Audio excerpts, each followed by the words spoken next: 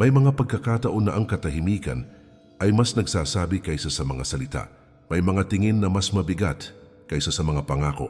May mga kilos na tahimik, ngunit malinaw sa taong marunong magmasid sa mundong puno ng kalituhan. Ang pag-unawa sa ganitong mga senyales ay isang uri ng karunungan.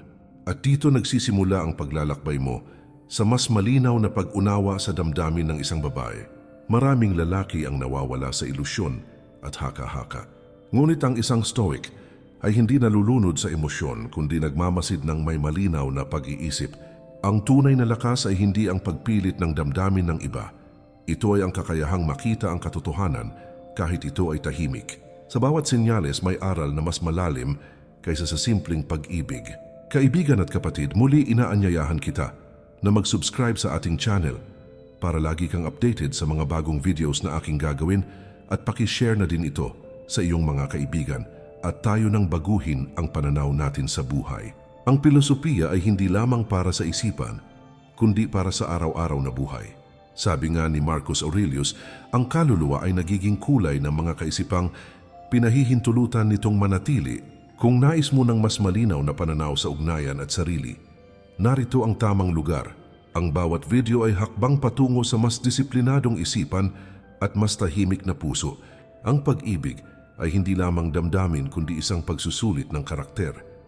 Ang mga senyales na ito ay hindi panlilinlang kundi mga pahiwatig na dapat pagnilayan. Hindi lahat ng interes ay lantad at hindi lahat ng katahimikan ay kawalan ng damdamin. Ang stoic ay hindi nagmamadali kundi nag-iingat. Sa pag-unawa sa mga senyales na ito, mas magiging matatag ang iyong loob at mas malinaw ang iyong direksyon. Manatili hanggang sa huli at tuklasin ang 8 tahimik na palatandaan. Bawat isa ay magbibigay liwanag sa iyong mga karanasan at pagdududa. Hindi ito tungkol sa paghabol kundi sa pag-unawa. Hindi ito tungkol sa pag-aasa kundi sa karunungan. At sa huli, ang tunay na kapayapaan ay nagmumula sa malinaw na pagtingin sa katotohanan. Senyales number 1, tahimik siyang naghahanap ng oras para sa iyo. May mga babae na hindi lantad magpahayag ng damdamin, ngunit naghahanap sila ng paraan para mapalapit sa taong mahalaga sa kanila. Ang oras ay isang yaman na hindi basta ibinibigay sa kahit sino. Kapag inuuna ka niya sa kabila ng kanyang pagod at abala, may lalim itong kahulugan. Ito ay pahiwatig na may espasyo ka sa kanyang isipan at sa daloy ng kanyang araw. Hindi ito laging nasa anyo ng engranding paanyaya o malinaw na pagyaya. Minsan ito ay isang simpleng mensahe na nagtatanong kung ligtas kang nakauwi. Minsan ito ay pag-anyaya sa tahimik na pag-uusap kahit saglit lamang. Ang mahalaga ay ang patuloy na presensya na hindi pilit at hindi sa pilitan. Sa ganitong mga kilos, may nakatagong interes na hindi sinasabi ngunit nararamdaman. Ang isang stoic ay hindi nalilinlang sa dami ng salita o matatamis na pangungusap. Mas binibigyang halaga niya ang direksyon ng kilos at ang katapatan ng intensyon. Kung ang isang babae ay patuloy na gumagawa ng paraan para makasama ka, may mensahe iyon na mas malakas kaysa sa mga pangako. Hindi ito garantiya ng pag-ibig ngunit ito ay malinaw na pahiwatig ng pagkagusto at ang pahiwatig ay isang paanyaya sa mas malalim na pag-unawa sa kanyang damdamin. May mga tao na nakikipag-ugnayan dahil sa pagkabagot at kawalan ng ginagawa. Ngunit may mga tao na pumipili ng kasama dahil sa pagkakaugnay ng isipan at panloob na mundo. Kapag patuloy siyang bumabalik sa iyo kahit maraming ibang pagpipilian, hindi ito simpleng pagkakataon. Ito ay bunga ng isang panloob na pasya na unti-unting nabubuo sa katahimikan. At ang ganitong pasya ay may bigat sa puso at sa konsensya ng isang tao. Sa ganitong senyales, huwag maging padalos-dalos o maging alipin ng emosyon. Ang karunungan ay nasa tahimik na pag-obserba at hindi sa mabilis na pagkonklusyon. Ang malinaw na pag-unawa ay dumarating sa mga taong marunong maghintay at magtimbang. Kung siya ay patuloy na nagbibigay ng oras, pahalagahan ito ng may dignidad at paggalang. Dito nagsisimula ang isang ugnayang hindi nakabase sa ilusyon, kundi sa malinaw na realidad ng damdamin. Senyales number 2, mas lantad ang kanyang atensyon kapag ikaw ang kausap. May mga babae na hindi madaling magbukas ng damdamin sa pamamagitan ng tahasang pag-amin. Ngunit nagiging malinaw ito sa paraan ng kanyang pakikinig at pagtugon sa bawat salita mo. Kapag ikaw ang kausap niya, Nagiging mas buo at mas matagal ang kanyang pagtutok sa usapan. Hindi siya sabay na abala sa ibang bagay at hindi rin palaging lumilipad ang kanyang isip. Ang ganitong uri ng atensyon ay isang tahimik ngunit malakas na pahiwatig ng interes at paghangad ng koneksyon. Mapapansin na mas mahaba at mas detalyado ang kanyang sagot kapag ikaw ang nagtatanong tungkol sa kanya. Mas malalim ang kanyang mga kwento kapag ikaw ang nakikinig sa kanyang mga karanasan at pananaw. Mas madalas siyang magtanong tungkol sa iyong buhay, mga plano at mga paniniwala. Ito ay hindi simpleng palitan ng salita, kundi isang pagbubukas ng kanyang panloob na mundo. Sa ganitong paraan, unti-unti siyang lumalapit sa iyo ng hindi lantad, ngunit malinaw sa taong marunong magmasid. Ang isang stoic ay nakikinig hindi lamang sa sinasabi, kundi sa tono, haba at intensyon ng bawat pangungusap. Ang kalidad ng atensyon ay mas mahalaga kaysa sa dami ng mensahe o haba ng oras ng pag-uusap. Kung ikaw ang pinipili niyang kausapin ng masinsinan at may lalim, may mensahe iyon na hindi dapat maliitin. Hindi ito pangako ng pag-ibig, ngunit ito ay malinaw na pahiwatig ng pagnanais na mas makilala ka. At ang ganitong pahiwatig ay mas totoo kaysa sa mga pangakong madaling binitiwan at madaling bawiin. May mga tao na nakikipag-usap dahil sa kagandahang asal at pakikisama lamang sa lipunan. Ngunit may mga tao na nagbibigay ng tunay na atensyon dahil sa panloob na ugnayan na unti-unting nabubuo. Kapag ramdam mo na ikaw ang kanyang prioridad sa usapan, kahit maraming ibang maaaring kausapin, ito ay hindi aksidente. Ito ay bunga ng isang damdamin na dahan-dahang lumalalim sa kanyang kalooban. At ang lalim na iyon ay hindi basta nawawala dahil ito ay nakaukit sa kanyang pag-iisip at emosyon. Sa ganitong senyales, manatiling kalmado at huwag maging alipin ng biglaang emosyon. Ang tunay na lakas ay ang kakayahang magmasid ng malinaw habang pinapanatili ang disiplina ng sarili. Ang malinaw na pag-unawa ay mas mahalaga kaysa sa mabilis na pag-asa na walang sapat na batayan. Kung binibigyan kanya ng buo atensyon, suklian ito ng respeto, katahimikan at maingat na kilos. Dito nahuhubog ang ugnayang hindi batay sa ilusyon, kundi sa tunay at matatag na pagkikilala sa isa at isa. Senyales number 3, binibigyan kanya ng espesyal na pagtrato. Sa bawat tao may antas ng pagtrato na hindi pare-pareho at hindi rin pare-pareho ang lalim. Kapag napapansin mong mas banayad at mas maingat ang kanyang kilos kapag ikaw ang kaharap, may mensahe itong nakapaloob sa katahimikan. Ang maliliit na pag-aalaga ay kadalasang mas tapat kaysa sa malalaking pangako na madaling masira. Ang kanyang tinig ay maaring mas malambot at ang kanyang kilos ay mas mahinahon kapag ikaw ang kausap. Sa ganitong mga detalye, makikita ang isang damdaming hindi basta ibinibigay sa lahat ng tao. Madalas siyang magpakita ng malasakit sa iyong kalagayan kahit walang kapalit. Minsan ay magtatanong siya kung ikaw ay pagod o kung kumusta ang iyong araw at kalusugan. Minsan ay mag-aalok siya ng tulong kahit hindi mo ito hinihingi. At kahit kaya mo naman mag-isa, ito ay hindi simpleng kagandahang asal, kundi isang uri ng panloob na pag-udyok na hindi niya kayang itago. Sa likod ng mga simpleng kilos, may pahiwatig ng paghangad na maging mas malapit sa iyong mundo. Ang isang stoic ay hindi nalulunod sa kilig, kundi tumitingin sa pattern ng pagtrato sa paglipas ng panahon. Kapag ikaw ay tinatrato ng mas maingat at mas personal kaysa sa iba, may malinaw na pagkakaiba sa dinamika ng relasyon. Ang pagkakaibang ito ay hindi aksidente, kundi bunga ng damdaming unti-unting nahuhubog sa kanyang kalooban. Hindi ito garantiya ng pag-ibig, ngunit ito ay malinaw na palatandaan ng espesyal na interes at pansin. At ang interes na ito ay maaaring maging binhi ng mas malalim at mas makabuluhang ugnayan. Sa lipunan, marami ang mabait dahil iyon ang inaasahan at bahagi ng kanilang karakter. Ngunit kakaunti ang nagbibigay ng personal na atensyon na may kasamang emosyonal na bigat at intensyon. Kapag nararamdaman mong ikaw ay may natatanging puwang sa kanyang pagtrato, pahalagahan ito nang hindi nagiging mapusok. Ito ay tanda na ikaw ay hindi lamang bahagi ng karamihan sa kanyang paningin, kundi isang individual na mahalaga. Ito ay tanda na ikaw ay isa sa kanyang mga iniingatan sa isipan at damdamin. Sa ganitong senyales, manatiling tahimik at hindi palalo sa sarili. Ang tunay na lakas ay ang kakayahang tanggapin ang interes ng iba nang hindi nagiging mayabang o mapagmataas. Ang pag-unawa ay mas mahalaga kaysa sa pag-aakala at mabilis na pagkonklusyon. Kung siya ay nagbibigay ng espesyal na pagtrato, suklian ito ng respeto, dignidad at mahinahong kilos. Dito nagsisimula ang isang ugnayan na nakaugat sa pagkilala sa isa at hindi sa ilusyon ng emosyon. Senyales number 4. Sinusubukan niyang mas kilalanin ang iyong panloob na mundo. Sa maraming tao, sapat na ang mababaw na usapan at panlabas na anyo upang makontento sa pakikisalamuha. Ngunit kapag may tunay na interes ang isang babae, mas gugustuhin niyang makita ang iyong isipan at mga prinsipyo sa buhay. Kapag nagtatanong siya tungkol sa iyong pananaw sa mundo at sa iyong mga paniniwala, hindi ito basta usisero lamang.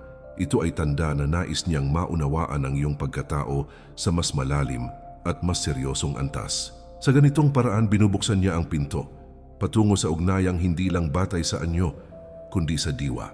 Mapapansin na nagtatanong siya tungkol sa iyong mga pangarap, layunin at direksyon sa hinaharap. Minsan ay nais niyang malaman kung ano ang nagbibigay sa iyo ng lakas kapag ikaw ay nahaharap sa mga pagsubok. Minsan ay interesado siya sa iyong mga paniniwala tungkol sa buhay, relasyon at sarili mong disiplina. Ang ganitong uri ng tanong ay hindi karaniwan sa mga taong walang malalim na interes. Ito ay pagsubok na makita kung ang inyong mga panloob na direksyon ay maaaring magtagpo. Ang isang stoic ay nagbibigay halaga sa pagkakatugma ng karakter kaysa sa pansamantalang emosyon at kilig. Kapag siya ay naghahanap ng lalim sa iyong pag-iisip at pagkatao, may mensahe iyon na hindi mababaw. Hindi ito garantiya ng pag-ibig, ngunit ito ay malinaw na pahiwatig ng pagnanais na mas mapalapit sa iyong mundo. Ang pagnanais na ito ay tanda ng pagrespeto sa iyong isip at sa iyong pagkatao bilang tao. At ang respeto ay isa sa pinakamahalagang pundasyon ng anumang matatag na ugnayan. Sa lipunan, marami ang nakatuon lamang sa panlabas na imahe at pisikal na atraksyon. Ngunit ang mga taong naghahanap ng kahulugan ay tumitingin sa panloob na mundo ng kanilang kausap at hindi lamang sa panlabas. Kapag ramdam mo na nais niyang maunawaan ang iyong isipan, hindi ito simpleng pag-uusisa o pampalipas oras. Ito ay paghahanap ng koneksyon na hindi kayang ipaliwanag ng pisikal na atraksyon lamang. Ito ay paghahanap ng kaakibat sa mas malalim na paglalakbay ng buhay. Sa ganitong senyales, manatiling tapat at malinaw sa iyong mga sagot at paninindigan. Ang tunay na lakas ay ang kakayahang ipakita ang iyong prinsipyo nang walang takot at walang pagkukunwari. Ang malinaw na pag-uugnay ng isipan ay mas mahalaga kaysa sa mabilis na pagkilig na madaling maglaho. Kung siya ay naghahanap ng lalim sa iyo, ibigay ang katotohanan ng may dignidad at katahimikan. Dito nagsisimula ang isang ugnayan na nakaugat sa pagkakaunawaan at hindi sa panlabas na ilusyon ng emosyon. Senyales number 5. Binubuksan niya ang kanyang sarili sa iyo. Sa buhay ng isang tao, hindi madaling magbukas ng personal na kwento at panloob na damdamin kapag ang isang babae ay kusang nagbabahagi ng kanyang mga karanasan at kahinaan sa iyo. May lalim itong kahulugan. Ang pagbubukas ng sarili ay isang uri ng tiwala na hindi basta ibinibigay sa kahit sino. Sa bawat kwento na kanyang ibinabahagi, unti-unti niyang inaalis ang kanyang mga pader. Ito ay senyales na nakikita kaniya bilang ligtas na presensya sa kanyang mundo. Mapapansin na ikinukwento niya ang kanyang nakaraan, mga tagumpay at mga sugat. Minsan ay ibinabahagi niya ang mga takot na bihira niyang ipakita sa iba. Minsan ay sinasabi niya ang mga pangarap na matagal na niyang kinikimkim. Ang ganitong pagbubukas ay hindi ginagawa ng taong walang emosyonal na koneksyon. Ito ay isang paanyaya na makapasok sa mas pribadong bahagi ng kanyang buhay. Ang isang stoic ay nakakaalam na ang tiwala ay mas mahalaga kaysa sa pansamantalang kilig. Kapag siya ay nagbubukas ng kanyang panloob na mundo, may mensahe iyon na hindi mababaw. Hindi ito garantiya ng pag-ibig, ngunit ito ay malinaw na pahiwatig ng emosyonal na lapit. Ang emosyonal na lapit ay isang pundasyon ng mas matibay na ugnayan. At ang pundasyong ito ay hindi nabubuo sa isang iglap, kundi sa patuloy na pag-uugnay ng loob at isipan. Sa lipunan, marami ang nagkukwento dahil lamang sa kagustuhang marinig. Ngunit kakaunti ang nagbubukas dahil sa tiwala at paghangad ng koneksyon. Kapag ikaw ang pinipiling pagbahaginan ng kanyang mga lihim at pagdududa, ito ay hindi aksidente. Ito ay tanda na ikaw ay may natatanging lugar sa kanyang pag-iisip at damdamin. Ito ay tanda na ikaw ay isa sa kanyang mga pinahihintulutang makakita ng kanyang tunay na anyo. Sa ganitong senyales, manatiling maingat at huwag abusuhin ang tiwala na ibinibigay. Ang tunay na lakas ay ang kakayahang ingatan ang mga lihim na ipinagkatiwala sa iyo. Ang pag-unawa at katahimikan ay mas mahalaga kaysa sa pagyayabang ng kaalaman. Kung siya ay nagbubukas ng sarili, maging kanlungan at hindi panganib, dito nahuhubog ang isang ugnayang nakabatay sa tiwala, respeto at panloob na katapatan. Senyales number 6. Naalala niya ang maliit na detalye tungkol sa iyo.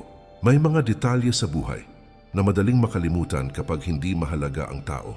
Kapag napapansin mong naalala niya ang maliliit na bagay tungkol sa iyo, may kahulugan ito na hindi mababaw at hindi rin aksidente. Maaring maalala niya ang iyong paboritong pagkain, musika o simpleng kwento na minsan mo lamang nabanggit sa pag-uusap. Ang ganitong pag-aalala ay hindi produkto ng pagkakataon kundi ng tahimik na atensyon. Sa likod ng bawat detalyeng naaalala niya, may puwangka sa kanyang isipan at kamalayan. Minsan ay babanggitin niya ang isang bagay na sinabi mo ilang linggo o buwan na ang nakalipas. Minsan ay magpapakita siya ng kilos na nagpapakitang pinakinggan kanya ng buo at hindi lamang bilang pampalipas oras. Ang pag-aalala ay isang uri ng pag-aalaga na tahimik, ngunit may malakas na implikasyon. Hindi ito ginagawa ng taong walang interes o walang pakialam sa iyong presensya. Ito ay tanda na ikaw ay hindi lamang dumaan sa kanyang buhay bilang panandali ang bisita. Ang isang stoic ay nagbibigay halaga sa pagkilos na may konsistensya kaysa sa mga salita na madaling magbago at mawala. Kapag ang isang babae ay nagtatala ng detalye sa kanyang isipan tungkol sa iyo, may mensahe iyon na hindi dapat maliitin. Hindi ito garantiya ng pag-ibig, ngunit ito ay malinaw na pahiwatig ng paglalim ng kanyang pansin at pagkilala. Ang pansin na ito ay isang anyo ng pagrespeta at pagkilala sa iyong pagkatao bilang isang individual, at ang pagkilala ay isa sa mga ugat ng tunay at makabuluhang koneksyon. Sa lipunan, maraming tao ang nakikinig ngunit kakaunti ang tunay na nakakaalala sa mga detalye ng iba. Kapag ikaw ang isa sa mga taong hindi niya nakakalimutan, may kakaibang halaga ito sa kanyang panloob na mundo. Ipinapakita nito na ang presensya mo ay hindi basta lumilipas sa kanyang isipan. Ipinapakita rin nito na ang iyong mga salita at kilos ay may marka sa kanyang kamalayan. At ang marka na iyon ay bihirang inilalagay sa mga taong walang kahulugan sa kanya. Sa ganitong senyales, manatiling mapagpakumbaba at hindi magpalaki ng ulo. Ang tunay na lakas ay ang kakayahang pahalagahan ang pag-aalala ng iba nang hindi nagiging mapagmataas. Ang pag-unawa ay mas mahalaga kaysa sa pag-aakala ng mas malaki kaysa sa realidad.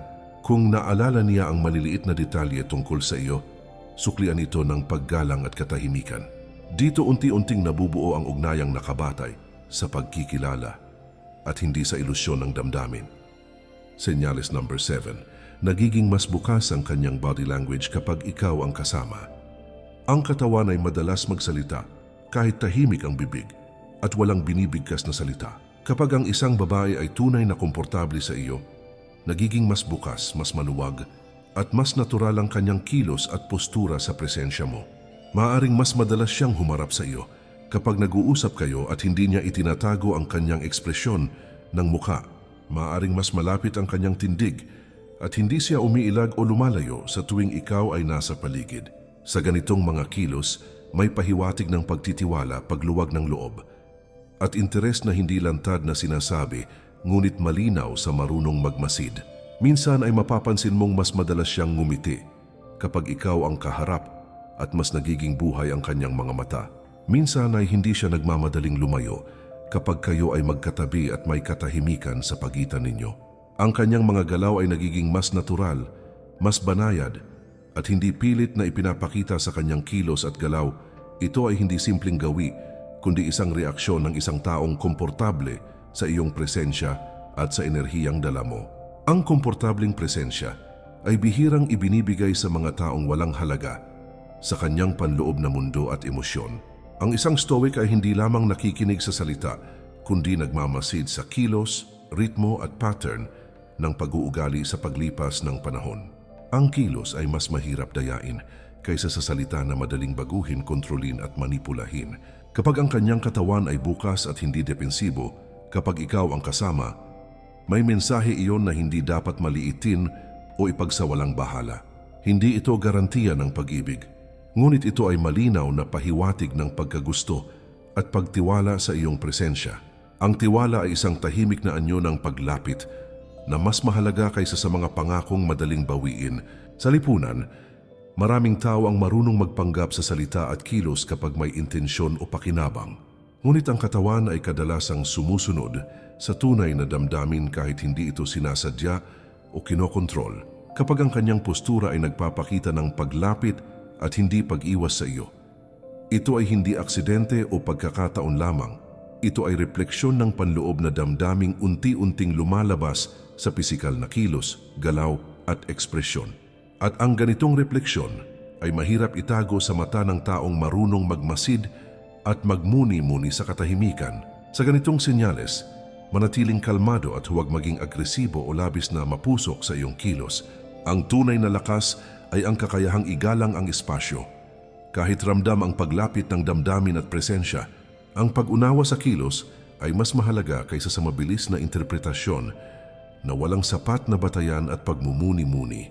Dito nabubuo ang ugnayang nakaugat sa tiwala, paggalang, at hindi sa pagpilit ng emosyon o pagmamadali ng damdamin. Sa senyales number 8, ipinapakita niya ang selos sa maingat at tahimik na paraan. Ang selos ay isang emosyon na bihirang lumitaw kapag walang interes. Kapag napapansin mong nagbabago ang kanyang tono, kapag may ibang babae sa paligid mo, may kahulugan ito na hindi mababaw. Hindi lahat ng selos ay lantad at hindi lahat ay agresibo. Minsan ito ay makikita sa katahimikan at sa biglang paglayo ng kanyang tingin. Sa ganitong reaksyon, may pahiwatig ng damdaming ayaw niyang ipakita ng hayagan. Minsan ay mapapansin mong nagiging mas seryoso ang kanyang ekspresyon kapag binabanggit mo ang ibang babae. Minsan ay nagiging mas tahimik siya at mas maingat sa kanyang mga salita. Ito ay hindi simpleng pagbabago ng mood, kundi reaksyon ng isang taong may emotional na attachment. Ang selos ay madalas na lumalabas bilang pag-iingat sa sarili at hindi bilang galit. Sa katahimikan na iyon, makikita ang takot na mawala ang puwang niya sa iyong mundo. Ang isang stoic ay nauunawaan na ang selos ay natural, ngunit hindi dapat maging sentro ng desisyon. Kapag may senyales ng selos, ito ay indikasyon ng pagmamalasakit at paghangad ng koneksyon. Hindi ito garantiya ng pag-ibig, ngunit ito ay malinaw na pahiwatig ng emosyonal na paglapit.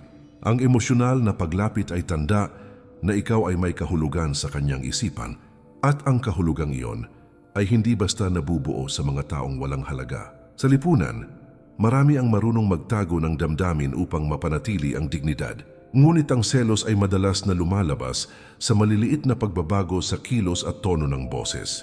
Kapag napapansin mong may ganitong pagbabago, kapag may ibang babae sa iyong paligid, ito ay hindi aksidente. Ito ay refleksyon ng panloob na damdaming ayaw niyang ipakita ng lubos. At ang refleksyon na iyon ay isang tahimik na pag-amin ng interes. Sa ganitong senyales, manatiling kalmado at huwag abusuhin ang kanyang emosyon. Ang tunay na lakas ay ang kakayahang maging patas at malinaw sa iyong intensyon. Ang pag-unawa sa selos ay mas mahalaga kaysa sa pagmanipulasyon ng damdamin ng iba. Kung siya ay nagpapakita ng selos, igalang ito ng may dignidad at hindi pagsamantala. Dito nasusubok ang karakter ng isang lalaki na tunay na sumusunod sa landas ng karunungan at disiplina. Sa paglalakbay ng damdamin, ang karunungan ang iyong pinakamatibay na sandata. Ang mga senyales ay hindi garantiya ng pag-ibig, ngunit ito ay mga ilaw sa madilim na daan. Ang isang stoic ay hindi umaasa sa ilusyon, kundi kumikilala sa realidad ng malinaw at tahimik. Sa pag-unawa sa mga palatandaang ito, mas nagiging malinaw ang iyong direksyon at paninindigan. At sa linaw na iyon, doon nagsisimula ang tunay na kapayapaan ng isipan.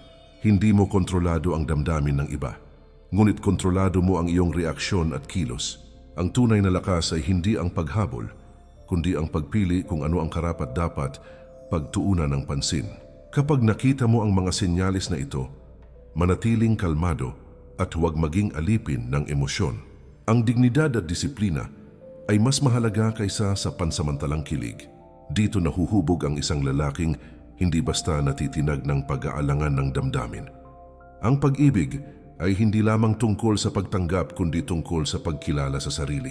Sa bawat senyales na iyong natutunan, may aral na mas malalim kaysa sa simpleng relasyon.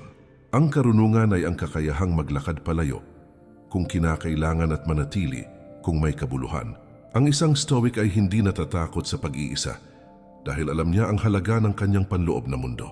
At sa katahimikan na iyon, natatagpuan ang tunay na kalayaan. Kaibigan at kapatid, muli inaanyayahan kita na mag-subscribe sa ating channel para lagi kang updated sa mga bagong videos na aking gagawin at pakishare na din ito sa iyong mga kaibigan at tayo nang baguhin ang pananaw natin sa buhay.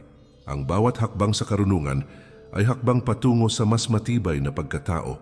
Ang bawat aral ay sandata laban sa kalituhan ng mundo. Manatili sa landas ng disiplina, katahimikan at malinaw na pag-iisip. At hayaan mong ang karunungan ang maging gabay mo sa bawat desisyon ng buhay. Maraming salamat po. Mag-ingat po tayo palagi at kay Lord palagi ang papuri